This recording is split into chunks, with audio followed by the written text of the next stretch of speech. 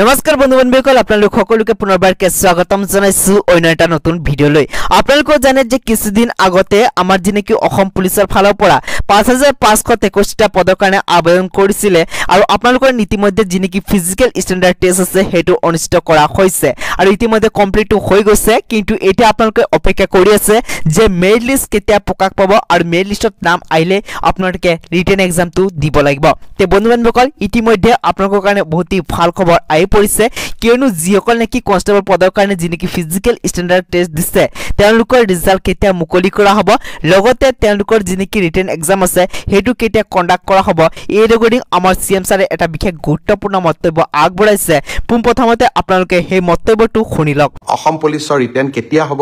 মই ভাবো যে ফেব্ৰুৱাৰী মাহ নহলে মাৰ্চৰ প্ৰথম ভাগতে আমি অসম পুলিচৰ কনিষ্টেবল সকলৰ পৰীক্ষাৰ ৰিটেন টেষ্টৰ কাম আমি সমাপন কৰিম। নিযুক্তিৰ ক্ষেত্ৰত এটা খুব গুৰুত্বপূৰ্ণ পৰীক্ষা হৈ যায়, সেয়া হৈছে গ্ৰেজুৱেট টিচাৰ আৰু পোষ্ট গ্ৰেজুৱেট টিচাৰ।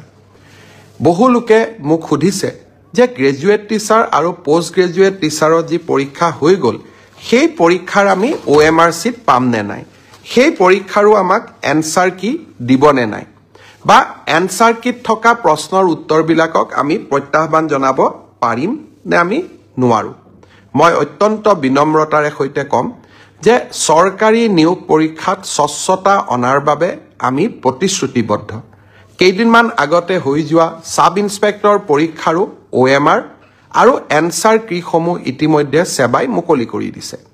হাইস্কুলৰ যি গ্ৰেজুৱেট আৰু উচ্চতৰ মাধ্যমিক বিদ্যালয়ৰ যি পোষ্ট গ্ৰেজুৱেট টিচাৰ 7000 পদৰ বাবে যি পৰীক্ষা হৈ গ'ল সেই পৰীক্ষাৰো এনসাৰ কি আৰু পদৰ সংখ্যাটো অলপ মোৰ ইফাল সিফাল হ'ব পাৰে, কিন্তু পৰীক্ষাটোৰ আনসাৰ কি আৰু OMR চিটসমূহ পৰীক্ষাৰ্থীসকলে যাতে পায় তাৰ ব্যৱস্থা অহা এসপ্তাহৰ ভিতৰতে সেৱাই কৰি দিব।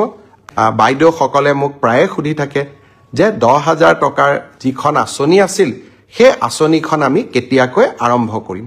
ইতিমধ্যে সেই আঁচনিখনৰো প্ৰথম হিতাধিকাৰীৰ প্ৰথম তালিকাখন জিলা পৰ্যায়ত এই আঁচনিখনৰ হিতাধিকাৰীসকলক চূড়ান্তভাৱে নিৰ্বাচনৰ প্ৰক্ৰিয়া আমি ফেব্ৰুৱাৰী মাহত আৰম্ভ কৰিম। ইতিমধ্যে 32 লাখ আই মাতৃক এই আঁচনিখনৰ বাবে আমি প্ৰাৰম্ভিকভাৱে নিৰ্বাচিত কৰিছো আৰু জিলা সমিতিসমূহে এই আঁচনিখনৰ চূড়ান্ত ৰূপ দিব। কম বেছি পৰিমাণে মই আশা কৰোঁ যে প্ৰায় 28ৰ পৰা 29 লাখ মাতৃক আমি এই আঁচনিখন